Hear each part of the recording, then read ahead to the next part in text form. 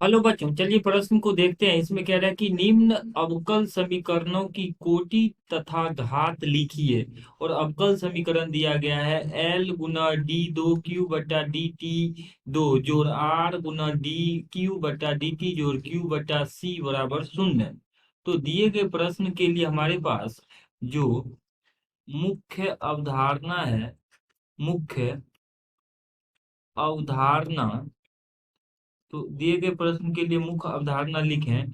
तो ये है कि अवकल समीकरण की कोटि को हम परिभाषित करते हैं सबसे पहले। तो अवकल समीकरण की कोटि। तो अवकल समीकरण की कोटि किसी अवकल समीकरण में विद्यमान किसी अवकल समीकरण में विद्यमान किसी अवकल समीकरण में विद्यमान सबसे बड़े अवकल गुणांक, विद्यमान बड़े सबसे बड़े अवकल गुणांक सबसे बड़े अवकल गुणांक सबसे बड़े अवकल गुणांक की कोटि, अवकल गुणांक की कोटि अवकल समीकरण की अवकल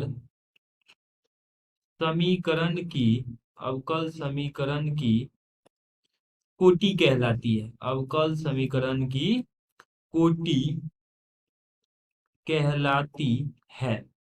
यानी अगर अवकल समीकरण की कोटि को हमें परिभाषित करना है तो यह है कि किसी अवकल समीकरण में विद्यमान सबसे बड़े अवकल गुणांकों की कोटि अवकल समीकरण की कोटि कहलाती है। अब यहाँ पे हम अवकल समीकरण की घात को परिभाषित करते हैं। तो अवकल समीकरण की घात जो है, ये कहता है कि अवकल गुणांकों के बहुपद के रूप की, अवकल गुणांकों के अवकल गुणांकों के बहुपद के बहुपद के रूप की अवकल गुणांकों के बहुपद के रूप की अवकल बहुपद के रूप की अवकल समीकरण में उच्चतम कोटि के उच्चतम कोटि के उच्चतम कोटि के अवकलज की घात अवकल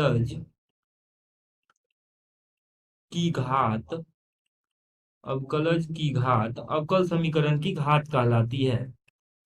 अवकल समीकरण की अवकल समीकरण की घात कहलाती है।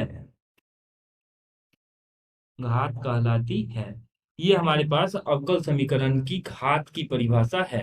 अब देखिए यहाँ पर जो हमारे पास अवकल समीकरण दिया गया कि L गुना डी दो क्यू बटा डी टी दो जोड़ R गुना डी क्यू बटा डी टी जोड़ क्यू बटा सी बराबर शून्य है।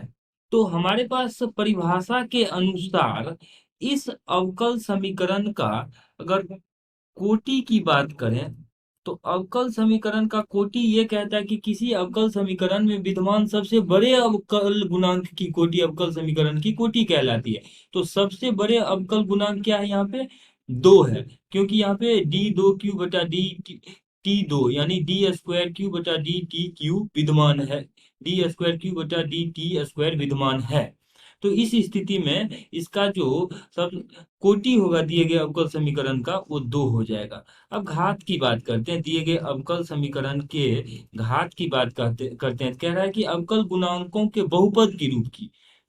तो अवकल गुणांक यहाँ पे बहुपद में होना चाहिए और सारे के सारे अवकल गुणांक यहाँ पे बहुपद के रूप में है। तो अवकल गुणांकों